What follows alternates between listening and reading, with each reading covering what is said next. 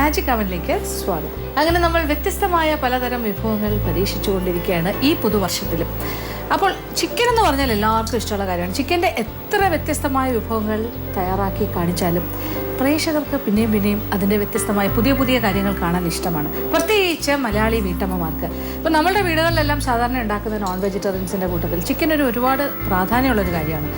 മത്സ്യം എല്ലാ ദിവസവും ഉള്ളതായിരിക്കും, ഒരു പക്ഷേ നോൺ വെജ് കഴിക്കുന്ന ആൾക്കാർക്ക് ചിക്കൻ ആഴ്ചയിൽ ഒരു ദിവസമായിരിക്കാം, എങ്കിൽ പോലും മാസത്തിൽ 4 ദിവസമാകുമ്പോൾ വ്യത്യസ്തമായ രീതിയിൽ എല്ലാ ദിവസവും ഒരു ചിക്കൻ കറി, അല്ലെങ്കിൽ ഒരു വ്യത്യസ്തമായ രീതിയിൽ, അല്ലെങ്കിൽ ഒരു ചിക്കൻ ഫ്രൈ, പിന്നെ പല പല സ്പെഷ്യൽ ഡിഷസും ഒക്കെ നമ്മൾ തയ്യാറാക്കാറുണ്ട്. എങ്കിലും വീണ്ടും പുതിയ വിഭവങ്ങൾ കാണാൻ ഇഷ്ടമല്ലേ?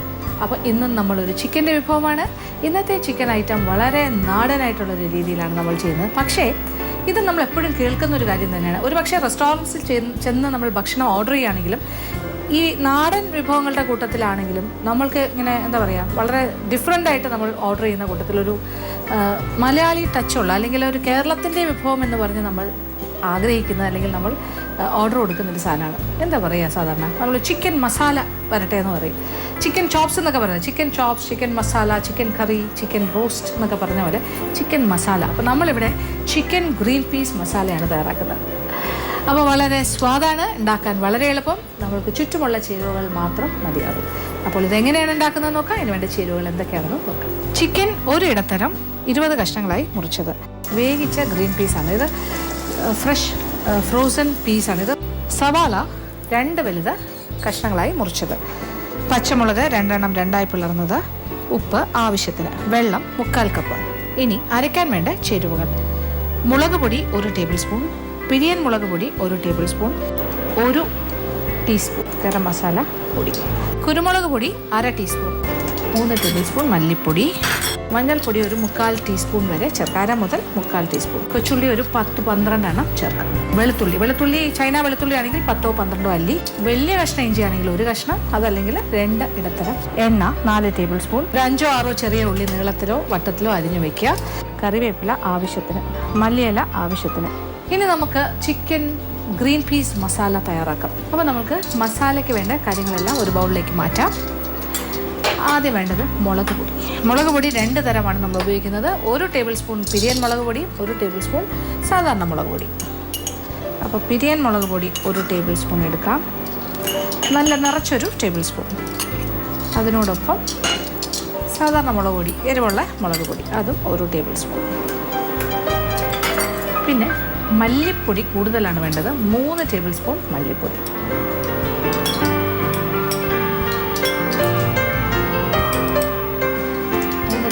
മല്ലിപ്പൊടി.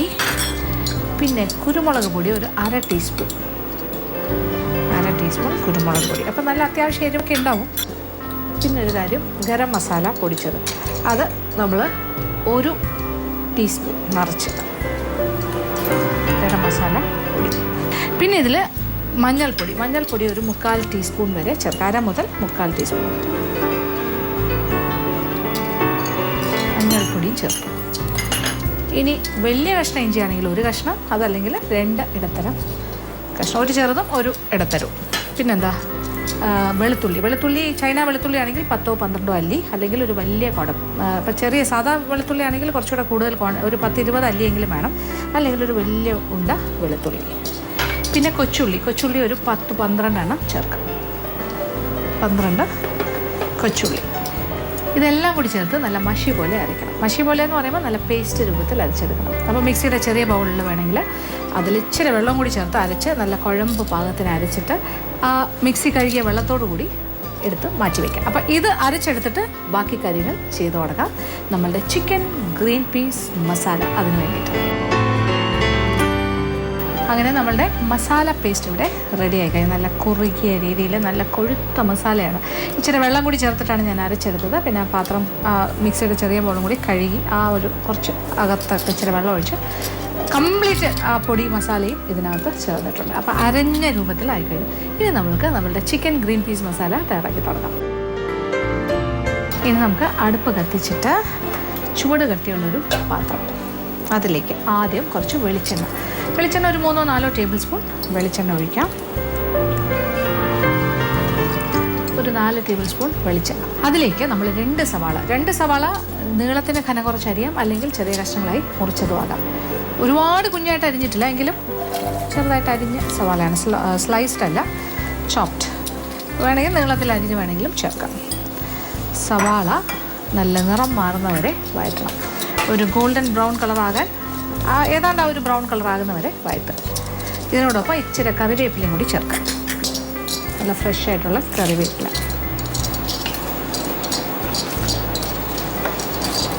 അപ്പം സവാളയുടെ നിറമൊക്കെ ഒന്ന് മാറട്ടെ. ഇടയ്ക്കിടയ്ക്ക് ഇങ്ങനെ ഇളക്കി കൊടുക്കുക. അത് കഴിഞ്ഞിട്ട് ബാക്കി കാര്യങ്ങളെല്ലാം ഇവിടെ റെഡിയാണത്. പെട്ടെന്ന് തന്നെ ചെയ്യാൻ പറ്റിയൊരു കാര്യമാണ്.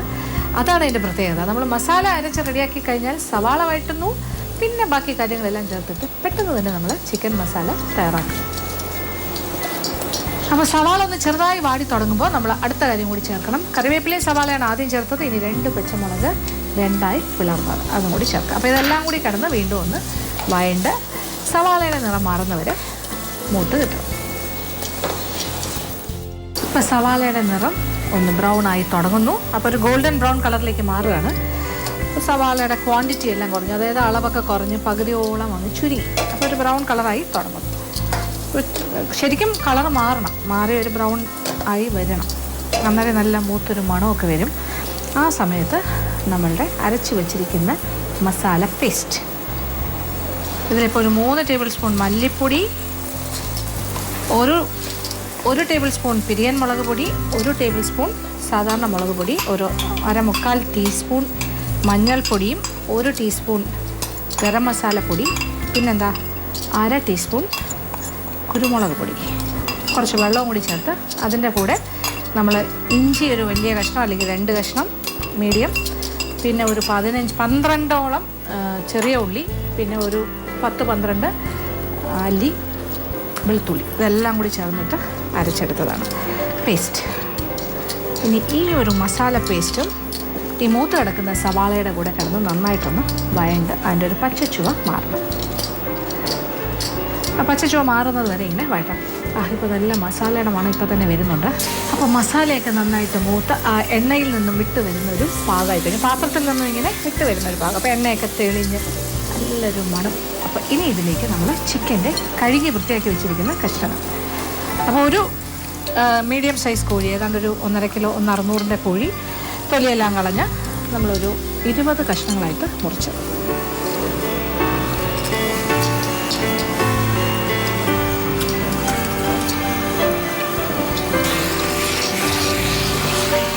അങ്ങനെ ചിക്കൻ്റെ കഷ്ണങ്ങളും കൂടെ ചേർത്ത് നന്നായിട്ടൊന്ന് വഴറ്റിയെടുക്കണം. അപ്പോൾ മസാലയെല്ലാം ചിക്കൻ്റെ കഷ്ണങ്ങളിൽ പൊതിഞ്ഞ് ഇങ്ങനെ ഒരു 5 മിനിറ്റ് സമയം ഇങ്ങനെ വഴറ്റാം. അതിനോടൊപ്പം കുറച്ച് ഉപ്പും കൂടി ചേർത്ത് കൊടുക്കാം. കുറച്ച് ഉപ്പ് ആദ്യം ചേർക്കാം, പിന്നെ വേണമെങ്കിൽ വീണ്ടും നമുക്ക് ആവശ്യാനുസരണം ചേർക്കാം. എന്തായാലും ഇത് കഷ്ണങ്ങളിലൊക്കെ ചെറിയ അരപ്പിലൊക്കെ ഉപ്പ് പിടിക്കട്ടെ. അപ്പോൾ ഇപ്പം തന്നെ ഒരു ചിക്കൻ ഇങ്ങനെ മസാലയിൽ പൊതിഞ്ഞിരിക്കുന്ന ഒരു ചിക്കൻ മസാല ഇവിടെ റെഡിയായി കഴിഞ്ഞു. പക്ഷേ ഇത് ചിക്കൻ വെന്തിട്ടില്ല.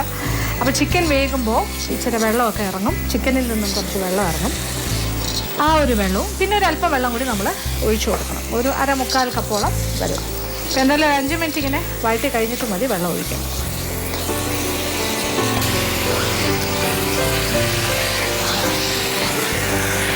അപ്പോൾ ചിക്കൻ്റെ കഷ്ണങ്ങളൊക്കെ ഒന്ന് വാടിക്കഴിഞ്ഞു. കാര്യം ഇങ്ങനെ നമ്മളൊരു 5 മിനിറ്റായിട്ട് ഇങ്ങനെ വഴറ്റിക്കൊണ്ടിരിക്കുമല്ലേ, അതിൽ നിന്നും കുറേശ്ശെ വെള്ളം ഊറാൻ തുടങ്ങുന്നു. ഇച്ചിരി ഈ സൈഡിൽ നിന്നൊക്കെ വരുന്നുണ്ട്. ഇനി ഒരല്പം വെള്ളം, ഒരു 1/2 മുതൽ 1/4 കപ്പ് വെള്ളം വരെ ആകാം. നല്ല കുറുകിയ ഒരു ചാറായി. ഇനി ഇച്ചിരി കൂടെ വെള്ളം എന്തായാലും ചിക്കനിൽ നിന്നും വരും. ഇനി പാത്രം ഒന്ന് അടച്ച് ഈ മസാലയിൽ കിടന്ന ചിക്കൻ നന്നായിട്ടൊന്ന് വേകട്ടെ. അപ്പോൾ നമ്മൾ പാത്രം അടച്ച് വേവിക്കും. അപ്പോൾ ഇടയ്ക്ക് എപ്പോഴെങ്കിലും 1-2 പ്രാവശ്യം നമ്മൾ പാത്രം ഒന്ന് തുറന്ന് ഒന്ന് ഇളക്കി കൊടുക്കണം. അപ്പോൾ എന്തായാലും ചിക്കൻ്റെ കഷ്ണങ്ങളൊക്കെ ഒന്ന് വേകട്ടെ, അരപ്പെല്ലാം ഇങ്ങനെ കുറുക്കി ആ ഒരു രീതിയിലാകട്ടെ. അതൊരു വെയിറ്റ് ചെയ്യുക, ഒരു ഷോർട്ട് മാജിക് ബ്രേക്ക്. ഇപ്പോൾ ഞാൻ പാത്രത്തിൻ്റെ അടപ്പൊന്ന് മാറ്റിയിട്ട് ഒന്നുകൂടി ഒന്ന് ഇടയ്ക്കിടയ്ക്ക് ഇളക്കുന്നുണ്ട്. അപ്പോൾ ഇപ്പം നോക്കും കുറച്ചുകൂടി ചാറലായി. നമ്മൾ ആകെ 1/4 കപ്പ് വെള്ളം ഒഴിച്ചിട്ടു, ബാക്കിയെല്ലാം ചിക്കനിൽ നിന്നിറങ്ങിയ ചാറാണ്. അപ്പോൾ ഇനി ഈ ചാറും കൂടി അല്പം കൂടി ഒന്ന് പറ്റും. കാര്യം ചിക്കൻ്റെ കഷ്ണങ്ങൾ ഏതാണ്ട് 1/4 വേഗമായി കഴിഞ്ഞു. ഇനി കുറച്ചുകൂടി വെന്ത് കഴിയുമ്പോൾ കറക്റ്റ് പാകത്തിനുള്ള ചാറാകും. ഇനി നമുക്ക് ഗ്രീൻ പീസും കൂടി ചേർക്കാനുണ്ട്. അപ്പോൾ ഗ്രീൻ പീസ് മസാലയല്ലേ, അപ്പോൾ ഏതാണ്ട് ഒരു 3/4 കുക്ക്ഡാണ്. അപ്പോൾ ഇനി ഒരു കുറച്ച് ഭാഗം കൂടി വെന്ത് കിട്ടാനുള്ളൂ. അപ്പോൾ ഇത് നമ്മൾ വേവിച്ച ഗ്രീൻ പീസാണ്. ഇത് ഫ്രഷ് ഫ്രോസൺ പീസാണ്. ഇത് വാങ്ങാൻ കിട്ടും പാക്കറ്റിൽ, ഫ്രീസറിൽ വെക്കുന്ന രീതിയിൽ. അതല്ലാന്നുണ്ടെങ്കിൽ നമ്മൾ വേകാത്ത ഗ്രീൻ പീസ് ആണെങ്കിൽ, ഇപ്പോൾ വെള്ളത്തിൽ കുതിർത്ത് വെച്ചിരിക്കുന്നതാണെങ്കിൽ അത് ചിക്കനോടൊപ്പം ഇട്ട് വേവിക്കണം. അല്ലെങ്കിൽ പ്രഷർ കുക്കറിൽ നേരത്തെ ഒരു അരപ്പാക് വേവിച്ചിട്ട് അതിൻ്റെ കൂടെ ഇട്ട് വേവിക്കണം. ഇതിപ്പോൾ നമ്മൾ ഫ്രഷ് ആയിട്ടുള്ള ഫ്രോസൺ പീസാണ്. അത് ആ തണുപ്പെല്ലാം മാറ്റിയിട്ട് ഫ്രിഡ്ജിൽ നിന്ന് മാറ്റി വെള്ളത്തിലിട്ട് വെച്ചിരിക്കുകയായിരുന്നു. ഇപ്പോൾ കഴുകി അങ്ങനെ നമ്മളുടെ ചിക്കൻ ഗ്രീൻ പീസ് മസാല ഇവിടെ റെഡി ആയിക്കൊണ്ടിരിക്കുകയാണ്. ഇപ്പോൾ ഏതാണ്ട് ഒരു 200 ഗ്രാം വരെ ഗ്രീൻ പീസ് ചേർക്കാം ഇഷ്ടാനുസരണം. പിന്നെ വേണമെന്നുണ്ടെങ്കിൽ ഇതിനകത്തേക്ക് ഉരുളക്കിഴങ്ങിൻ്റെ കഷ്ണങ്ങൾ വലിയ കഷ്ണങ്ങളായിട്ട് മുറിച്ചിട്ട് ചെയ്യാം. ഉരുളക്കിഴങ്ങ് ചേർക്കുകയാണെങ്കിലും ചിക്കനോടൊപ്പം ചേർക്കുക, പെട്ടെന്ന് ഒരുപോലെ വെന്ത് കിട്ടും.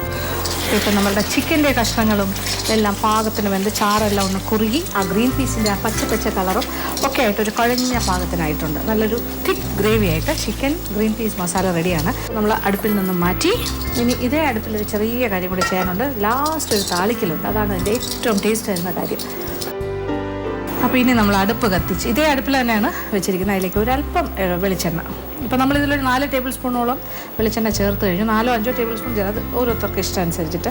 ഇനി ഇതൊരു 1-1.5 ടേബിൾ സ്പൂൺ വെളിച്ചെണ്ണ ഒഴിച്ചിട്ട് അതിലേക്ക് 2-3 കാര്യങ്ങളുണ്ട്. ഒന്ന് ചെറിയ ഉള്ളിയാണ്, ഒരു 5-6 ചെറിയ ഉള്ളി നീളത്തിലോ വട്ടത്തിലോ അരിഞ്ഞു വയ്ക്കുക. പിന്നെ നമ്മളൊരു 1/4 കപ്പോളം മല്ലിയില ചെറുതായി അരിഞ്ഞത്, പിന്നെ കറിവേപ്പില വീണ്ടും നമ്മൾ കറിവേപ്പില വേണമെങ്കിൽ ചേർക്കാം. ഇതെല്ലാം കൂടി ഒന്ന് നന്നായിട്ട് എണ്ണയിൽ മൂപ്പിച്ചാണ് ചേർക്കുന്നത്. നല്ല ശുദ്ധമായ വെളിച്ചെണ്ണയിൽ നമ്മളൊരു 5-6 ചെറിയ ഉള്ളി ചെറുതായി അരിഞ്ഞത്,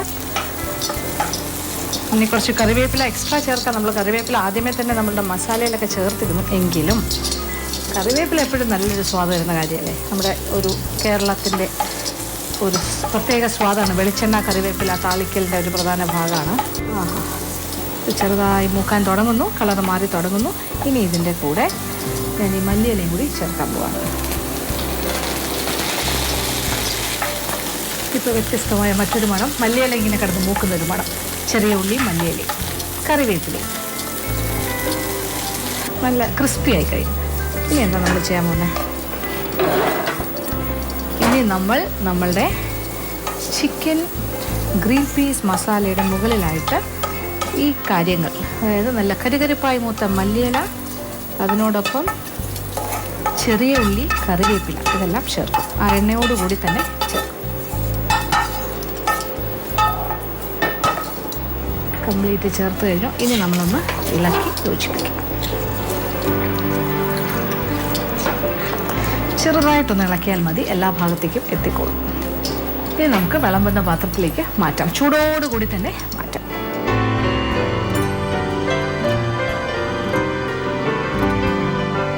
അങ്ങനെ നമ്മുടെ സ്വാദിഷ്ടമായി ചിക്കൻ ഗ്രീൻ പീസ് മസാല ഇവിടെ റെഡിയായി കഴിഞ്ഞു. അപ്പോൾ ചിക്കൻ മസാല പല രീതിയിലാണ് പല ആൾക്കാരും തയ്യാറാക്കുന്നത്, പലതരം റെസിപ്പീസ് ഉണ്ടാകും. പക്ഷേ ഇതെൻ്റെ ഒരു സിഗ്നേച്ചർ ഡിഷ് പോലെയാണ് ഞാൻ ചെയ്തിരിക്കുന്നത്. ഇത് എൻ്റേതായ ഒരു രീതിയിൽ ഞാൻ ചിക്കൻ ഗ്രീൻ പീസ് മസാല തയ്യാറാക്കിയിരിക്കുന്നത്. അതിൻ്റേതായ ചില ചെറിയ വ്യത്യാസത്തോടുകൂടി മാറ്റങ്ങളോടുകൂടി നമ്മളുടെ കുറേ കാര്യങ്ങളിൽ ചേഞ്ചസ് ഉണ്ട്. അപ്പോൾ എന്തായാലും തീർച്ചയായിട്ടും പരീക്ഷിക്കുക, എല്ലാവർക്കും ഇഷ്ടം.